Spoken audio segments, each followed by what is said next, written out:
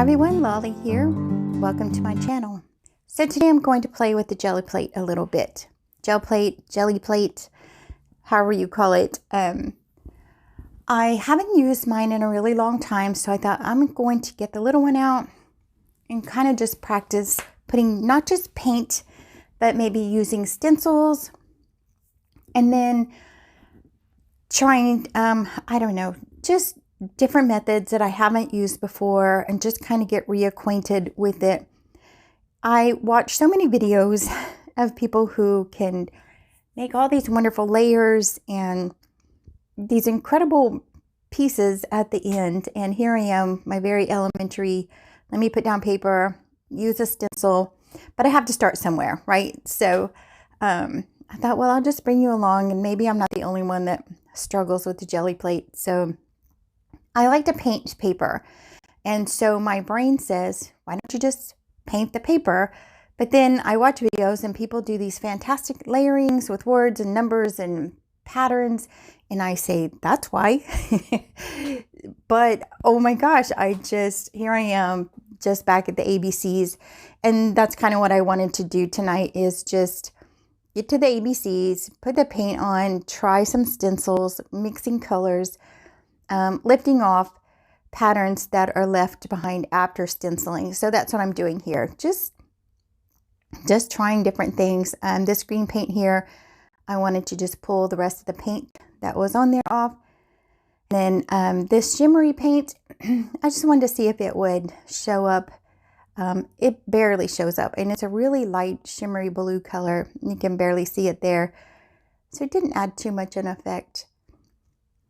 This video was about an hour and a half long, so I've done a lot of editing. And if you watched my Monday Moo card video already, it will look very familiar because I also made the Moo cards out of this.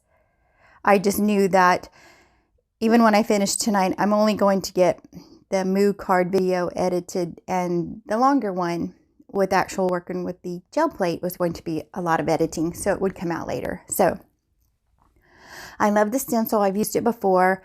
I love how the purple and yellow looks together. So I made a couple of prints of that. And now I've made these, and I have another pile that I've made before also. And so we need to do something with it. So I'm just going to cut out the part here that's actually painted on, and we're going to make a tag. And then we're also going to make our mini Moo cards, which you have already seen in Monday's video. So all of this was on Sunday prior to Mini Moo Card Monday. So I have this flashcard just to make it sturdier because it's just regular printer paper. And so it's not very thick or sturdy for a tag.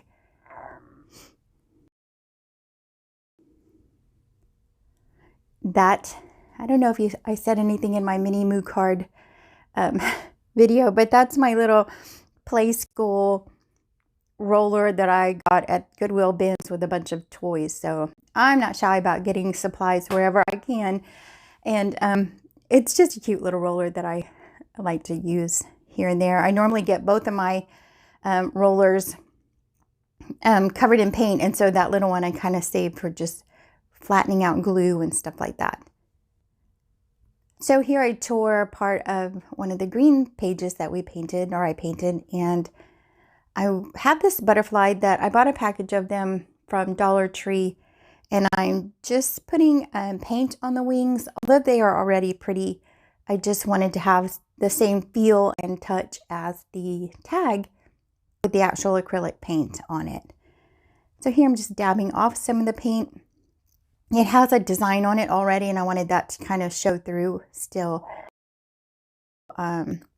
Here I'm just adding some paint touches to the tag, just so they all kind of feel the same.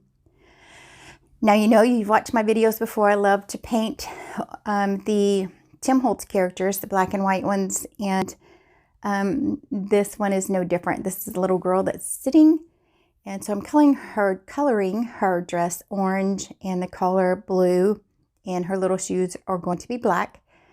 And so I can't fix that part that just blipped. Sorry about that. I've tried.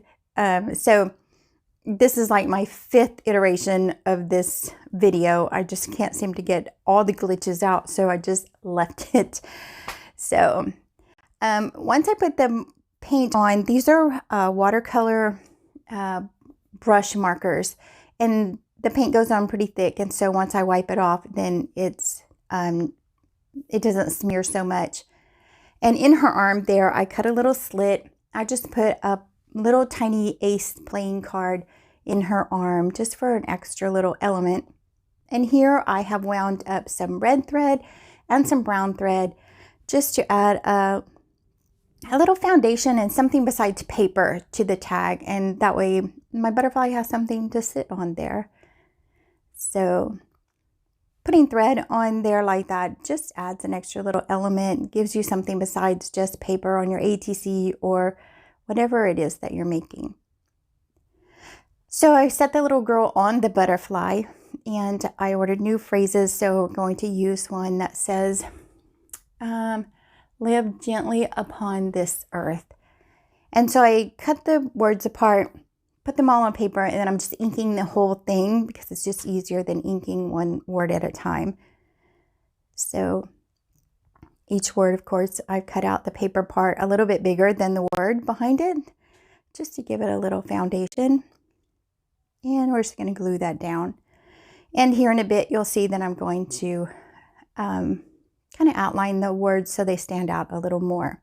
Now this fabric is from my video that's named Eureka, I think it is, where I washed a rag rug years ago, and I'm still using that fabric. Those fabric pieces were so wonderful, and so I'm still using them. So here I am with the darker brown watercolor. I'm just going around the words to just kind of help them pop off the page a little bit. So, and I'm touching up her dress just to color in the blue so it's a little bit darker again. And then I thought, well, it'd be great if I had an earth, and I didn't want to stop and go print one, and I didn't have anything right in front of me that was earth. So I said, well, I'm just going to use this yellow, and I'm going to use my little cutting pin that I ordered from Amazon, and I'm going to cut out a round shape that could either mimic the sun or the earth and put it there behind her head. And it also gives, even though it's not solid, it's one solid color, and that kind of you're able to see her face better because the tag is so busy with lots of colors and lots of patterns. She kind of gets lost in there. So now with just a solid color behind her head, you can see her face a little bit better. So that's my tag. And when I'm done with this tag, then I'm going to stop making my moo cards as well. But if you have any tips and tricks on how to get better at this whole jelly plate thing, please leave me a comment down below.